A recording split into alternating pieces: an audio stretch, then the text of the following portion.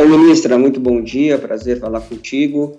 Ministra, queria falar um pouco, a senhora citou brevemente a questão da discriminação na tua última resposta, e eu queria uma avaliação sua sobre esses movimentos que estão ganhando cada vez mais corpo pelo mundo todo contra o racismo depois da morte do americano George Floyd, o assassinato de George Floyd, e de como isso pode também chegar aqui no Brasil. A gente vê já algumas manifestações de movimentos negros, mas queria uma avaliação sua sobre esse paralelo, né, do racismo aqui no Brasil, da forma como ele é encarado e desses movimentos mundo afora.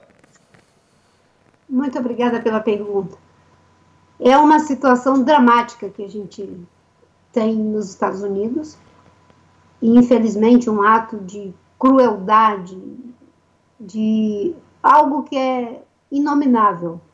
Uma pessoa morrendo sufocada, com alguém sufocando, olhando para o horizonte, sem demonstrar nenhuma sensibilidade em relação àquela vida que está se esvaindo embaixo dos seus joelhos. Geralmente a gente, no espaço da fé, dobra os joelhos para agradecer a Deus pelo dom da vida, pela beleza desse mundo que nos rodeia. É muito assustador ver alguém de joelhos sufocando uma vida que pede clemência, dizendo que não está respirando.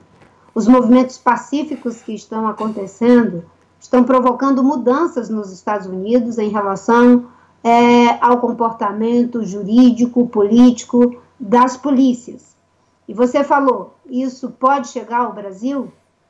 Claro que pode chegar ao Brasil, porque aqui no Brasil, que as pessoas dizem que o preconceito é velado, ele é velado e escancarado. O João Pedro, um adolescente que foi assassinado com um disparo de mais de 70 tiros numa casa em que tínhamos adolescentes brincando por policiais, é o retrato vivo dessa discriminação, desse preconceito, dessa injustiça, não é, que é escancarada no Brasil. A população negra aqui, diferente dos Estados Unidos, a população preta é a maioria. Lá são apenas 13%. Mas não importa a quantidade. O que nós temos que olhar é para a qualidade das relações humanas entre diferentes. E dialogando, sem fazer de contrabando, aqui a sua pergunta, que foi muito oportuna para esse momento dramático que o mundo e o Brasil estão vivendo, eu já dialogo com a questão que o Astrini levantou, porque é impertinente. Ele disse, mas não é para ser misturado? A ideia de mistura, não é, entre etnias, entre diferenças sociais, culturais, ela já é imbuída de um certo preconceito, porque nós temos que ter convivência, nós não somos misturados, nós somos um encontro, nós somos alguém que é capaz de conviver com a diferença social, cultural, da cor da pele, espiritual, em todos os sentidos. É isso que faz com que as democracias deem uma grande contribuição para o processo civilizatório. É isso que faz com que a ideia de patriotismo não seja um patriotismo primitivo, que não é capaz de olhar o outro, mesmo quando esse outro é de um outro país, é de um outro lugar. Isso é uma ideia de civilização, não é? Que faz com que a gente possa se sentir iguais sem eliminar as diferenças. Somos iguais na nossa condição humana e nessa base nós podemos caminhar juntos, mesmo que seja cada um na sua respectiva direção, para aprofundar as nossas diferenças sociais, culturais, espirituais. Aqui no Brasil nós temos um preconceito que ele é estrutural, não é? E ele é estrutural contra as mulheres, é estrutural contra os índios, contra os negros, contra aqueles que vivem em situação de vulnerabilidade. Eu mesma encaro muito esse preconceito estrutural, porque ele é feito de um jeito para que você não consiga sequer chegar aos espaços que você deveria ter. Às vezes é o espaço de fala, às vezes é a oportunidade do trabalho, às vezes é o papel de uma liderança política. Eu sofri muitos ataques durante as minhas campanhas a presidente, e ataques que eu não via serem praticados contra os candidatos homens, por exemplo. Né? É muito fácil olhar para uma mulher negra, pobre, dos seringais da Amazônia, evangélica da Assembleia de Deus, que usa coque, e mesmo que essa mulher fale, mesmo que essa mulher lute, todo mundo dizer que ela está sumida, porque esse é o papel de quem quer invisibilizar as mulheres, a sua voz e a sua presença na política. É muito fácil dizer que os índios, que têm um outro estilo de vida, vivem desse modo porque são preguiçosos, como a gente vê esse discurso o tempo todo ser colocado. E que os negros, eles não conseguem entrar nas melhores faculdades porque não se esforçam e que, portanto, não é necessário cotas. E não reparam que há um preconceito que nos tranca pelo lado de fora e que os poucos que conseguem chegar não entram pela porta da frente, entram pelas frestas. Eu decidi lutar desde os 17 anos para que a gente não tivesse que entrar pela fresta, tivéssemos que entrar pela porta com todas as pessoas, brancos, amarelos, índios, pretos, mulheres, gays, hétero, todas as pessoas. Ok. Ministra, para a gente fechar aqui a sua participação no programa, eu queria falar sobre um tema que eu acho fundamental hoje, principalmente ligado ao meio ambiente, que é saneamento básico. Ministra, hoje no Brasil nós temos 57 milhões de residências sem acesso à rede de esgoto. 24 milhões sem água encanada. 11 mil pessoas por ano morrem exatamente por doenças ligadas a essa falta de saneamento. Se a gente for analisar a comparação, ministra, feita pelo Banco Mundial, o Brasil está atrás no ranking de saneamento do México, Uruguai, Equador, Chile.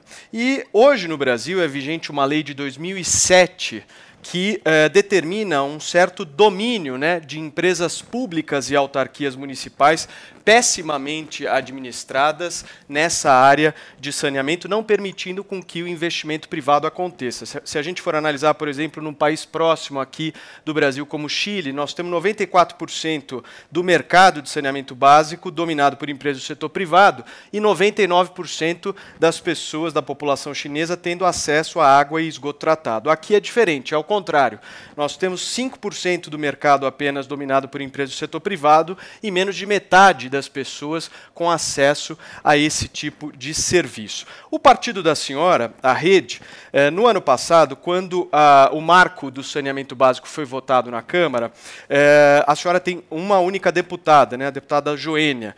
A deputada Joênia nem votou, nem sim, nem não a favor desse tema. E agora, no próximo dia 24, muito provavelmente seja colocado em pauta no Senado Federal, exatamente o marco do saneamento básico, que vai mudar essa regra e colocar o investimento privado nessa área e nesse setor. Só que 2 senadores, dos 3 senadores da Rede, já se disseram contrários a essa política, dizendo que vão votar contra o marco do saneamento básico. A minha pergunta para a senhora é muito simples. Será que não é uma contradição a senhora e a Rede serem tão preocupados na área social e, ao mesmo tempo, a bancada e o partido da senhora não serem ativos na mudança desse sistema que já se demonstrou absolutamente fracassado no Brasil? O saneamento básico, como você colocou, é uma dívida histórica no Brasil e que produz gravíssimos problemas de saúde, inclusive de aprendizagem.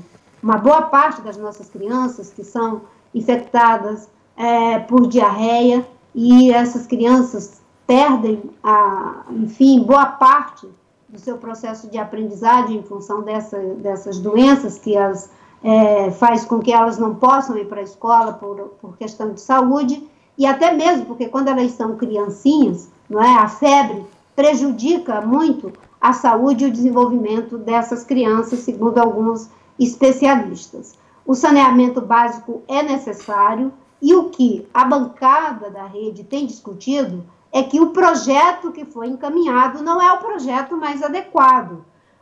No Brasil, a gente tem essa história de que quando tem uma proposta em que você tem divergências em relação a ela por não estar adequado, as pessoas imediatamente fazem o rótulo de que você está sendo contra ao conteúdo que está sendo debatido.